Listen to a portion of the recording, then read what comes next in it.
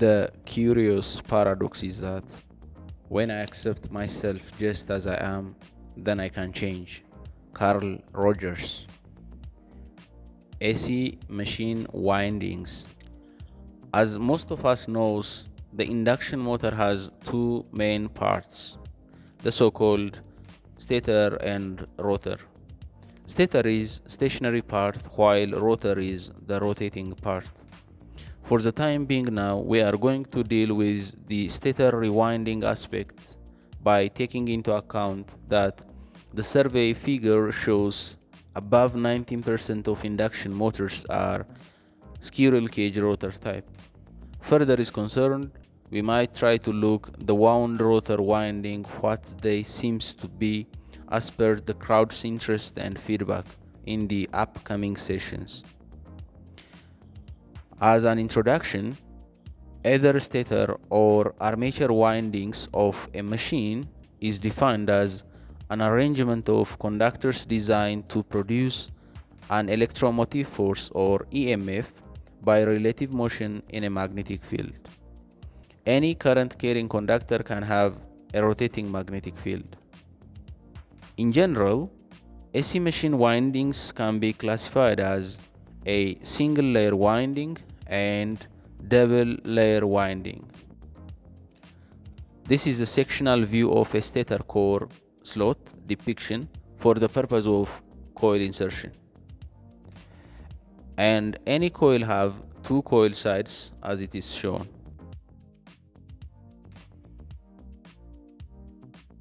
So let us try to examine what single layer and double layer winding type means independently. A single layer winding type can be characterized by the following critical aspects. Before that, as you can see, the stator slot is either semi-closed or totally open in case of single layer winding. In this type of winding, the arrangement of one coil side of a coil occupies the whole of the slot.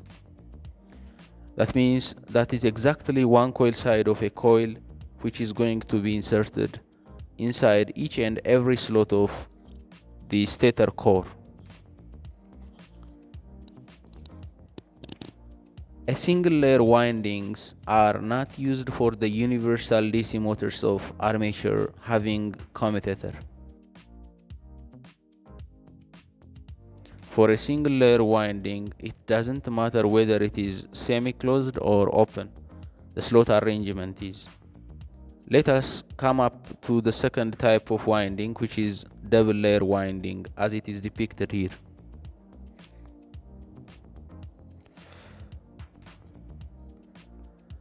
We can realize one distinct, which is in case of double layer winding, we use only open stator slot, meaning the semi-closed slots do not take part in, because it's not sufficient enough to insert and hold the various coil sides.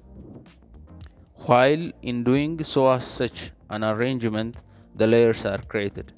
For instance, in Fig B, there are two layers, top and bottom. On the other hand, those two layers are disintegrated into 4 number of layers of each in Fig C. Please don't confuse if the slot is filled with 2 or more coil sides.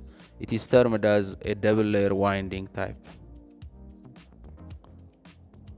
Our consecutive session concentrates on a single layer winding type, which is used for both single phase and 3-phase induction motors. For now, let's make our efforts on the 3-phase induction motor rewinding aspects. So these types of windings are also classified into 3 major categories. First, the concentric, which have unequal coil span. Second, chain. And third, mesh. The last two, that means chain and mesh winding types, has equal coil span. Terminologies associated with AC windings. The first term is conductor. Conductor is a length of wire which takes active part in the energy converting processes. Second, turn. One turn of a wire consists of two conductors. The third, coil. A coil may consist of a single turn or may consist of many turns, placed in almost similar magnetic position, connected in series. 4. Coil side. A coil consists of two coil sides which are placed in two different slots and are almost a pole pitch apart. 5. Coil groups. One or more coils connected in series are called coil groups. The number of coil groups is equal to the number of pole pairs. 6. Pole pitch. Pole pitch. The peripheral distance between identical points on the two adjacent poles. It is always equal to 180 degree electrical. Pole pitch is equal to number of slots divided by number of poles, which is equal to 180 degree electrical. The seventh key term associated with AC windings is coil span or coil pitch. The distance between two coil sides of a coil, it is usually measured in terms of T's, slots, or electrical degrees. Here are two declarations you should have to keep in mind as long as you are in this field of studies. First, if the coil span or the coil pitch is equal to the pole pitch, then the coil is termed as a full pitch coil. Second, in case the coil pitch is less than pole pitch, then it is called chorded or shortened or fractional pitch coil. The first figure on the left hand side describes multi-turn coils. As indicated, active sides are the coil sides. Those are responsible for the formation of north and south pole. The front end sides and the back end sides are also represented. The middle figure, which is figure 2, illustrates full pitched coil because, as referred to as, its pole pitch is represented as 180 degree electrical, and at the same time the coil span or the coil pitch is represented by its dimension. They are equal. On the other hand, on the right hand side, short pitched coils are represented, whose coil span or coil pitch is less than pole pitch, which is 180 degree electrical. The eighth term is phase spread. As you know, in the case of three-phase power supply, there is 120 degree phase shift between each phase. So, phase spread is the distribution of phases across each slot, as you can see. The last but not the least, one important term which is associated with AC winding is the number of slots per pole per phase, or it can be interchanged, the number of slots per phase per pole, which is denoted by the letter Q. It can be determined by the formula as it is shown here.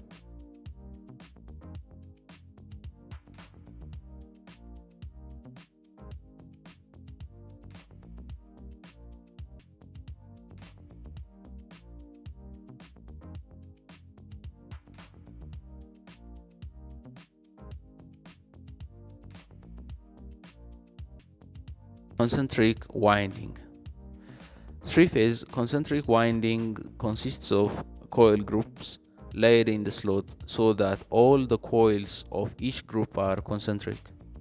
That is, the coil with the smallest slot pitch is surrounded by the coil with the next larger slot pitch, and so on to make up a coil group.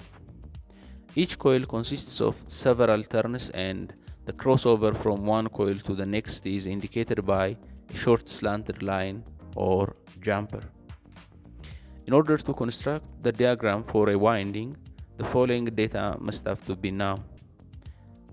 as we have said in the previous slide, S is the number of slots in the stator core, P is the number of poles, M is the number of phases, which becomes either single phase or three phases. YS, as we have said, it's the pole pitch of the winding, which is 118 electrical degree. And another key term that we haven't said anything about it is A, which is the number of parallel circuits in the winding. In general, three main rules are followed, and we need to keep the following points always in mind. First, the distance between the beginning of the phase, that means phase A, B, and C, and the distance between the end of the phase, that means A prime, B prime, and C prime. So, the distance between the beginning of the phase and the distance between the end of the phase must be equal to 120 electrical degrees. Any slot can be chosen as the beginning of the first phase. And the third one is that the coil groups in each phase should be interconnected by joining the unlike leads. That means start to finish or finish to start. Well, the second type of winding is mesh winding. Mesh winding type. This is a single layer winding where all the coils have the same span, unlike the concentric winding where coils have different spans. Each coil is wound on a former, making one coil side shorter than the other. The short coil sides are placed first and then the long coil sides. The long and the short coil sides occupy alternate slots. It will also observe that the ends of the coil situated in adjacent slots crosses each other. That means proceed to left and right alternatively. That is why sometimes it's known as a basket winding. Coil sides of mesh winding arrangement inside the slots. Here, as you can see, both the short coil sides and the long coil sides are designated.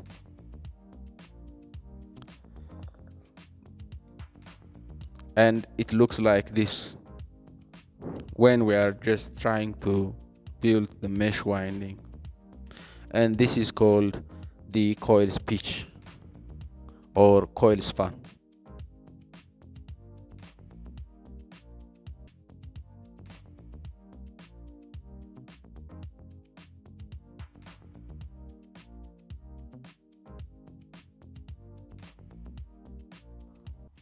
Points to be remembered. The following should be kept in mind while designing a mesh winding. There is only one coil side per slot, and therefore the number of coil sides are equal to the number of slots. The coil span should be odd. Thus, for a 4-pole 36 slot machine, coil span should be 36 divided by 4, which is equals to 9, which is an odd number, so we should have to take as it is. While for a 4-pole 24 slot machine, the coil span should not be 24 divided by 4, which is equals to 6, which is an even number. It should be either 5 or 7 slots.